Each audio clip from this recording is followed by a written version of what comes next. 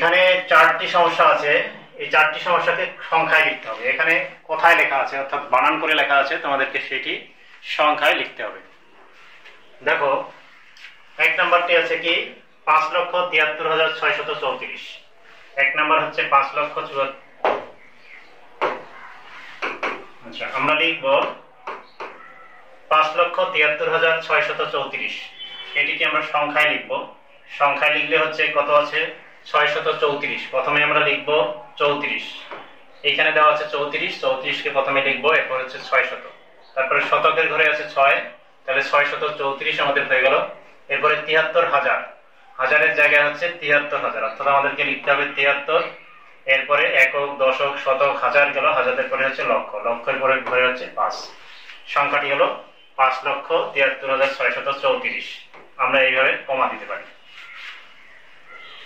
2 নম্বর লক্ষ্য করো। 2 নম্বর হচ্ছে 31,45,936। আমরা সর্বপ্রথম লিখব সবচেয়ে শেষের অঙ্ক যেটি আছে সেটি, অর্থাৎ 936। তাহলে আমাদেরকে লিখতে হবে 936, আগে 36 লিখব। তাহলে 36, শতকের ঘরে আছে 9, 900 লিখব। এরপরে হচ্ছে হাজার, হাজারের ঘরে আছে 45,000। তাহলে আমরা একক, দশক, শতক, শতকের পরে হাজারের ঘরে আমরা লিখব 45 এবং 31 লক্ষ। এরপরে হাজারের পরে হচ্ছে লক্ষ, এখানে লিখবো 31। এখন তুমি এখানে গণনা করে সংখ্যাটি দেখো, একক, দশক, শতক, হাজার, অযুত, লক্ষ, নিযুত। তাহলে তোমরা জানো যে হাজার এবং অযুত মিলে হাজার উচ্চারণ হয় এবং লক্ষ নিযুত মিলে লক্ষ উচ্চারণ হয়। আচ্ছা, তাহলে 3 নম্বর দেখো। 3 নম্বর হবে 99,99,999। 99, এখানে আমাদেরকে প্রথমে লিখতে হবে 99। এরপরে হচ্ছে শতক কত আছে 900, 999 হয়েছে। এরপরে হচ্ছে 99,000, এই হাজারের জায়গায় আমরা লিখবো 99। ঠিক আছে, এরপরে হচ্ছে 99 লক্ষ, লক্ষের জায়গায় আমরা লিখবো 99 লক্ষ। তাহলে শতকের জায়গায় একটি, হাজারের জায়গায় একটি কমা দিতে হবে। এই 4 নম্বর হচ্ছে 7টি লক্ষ 3টি 10,000 দ্বারা গঠিত সংখ্যা। 7টি লক্ষ 3টি 10,000, 3টি 10,000, 3টি 10,000। একটি 10,000 হচ্ছে, একটি 10,000, একে যদি 3টি 10,000 দাও তাহলে হচ্ছে কত 3টি 10,000, 3 10 30,000।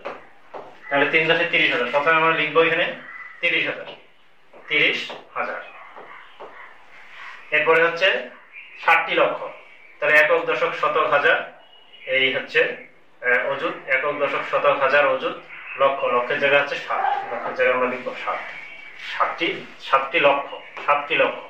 তাহলে লক্ষের জায়গায় হচ্ছে 7, তাহলে 7 লক্ষ 30, 3টি 10,000 মানে 30,000।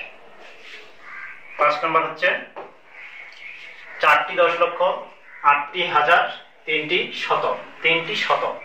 তাহলে 3টি শতক বলতে আমরা এখানে লিখবো 3 শতক এবং 8টি হাজার বলতে আমরা লিখবো একক, দশক, শতক, হাজারের জায়গায় হবে 8। এরপরে হচ্ছে 4টি 10 লক্ষ, 10 লক্ষ মানে হচ্ছে কি 4 10 40, 10 লক্ষ মানে হচ্ছে 4 10 40 লক্ষ। তাহলে 40 লক্ষ, একক, দশক, শতক, হাজার, অযুত, লক্ষ, লক্ষের জায়গায় হচ্ছে 40। আবার দেখি একক, দশক, শতক, হাজার, অযুত, লক্ষ, লক্ষের জায়গায় হচ্ছে 40, হাজারের জায়গায় অর্থাৎ 40 লক্ষ। 4টি 10 লক্ষ মানে হচ্ছে 40 লক্ষ।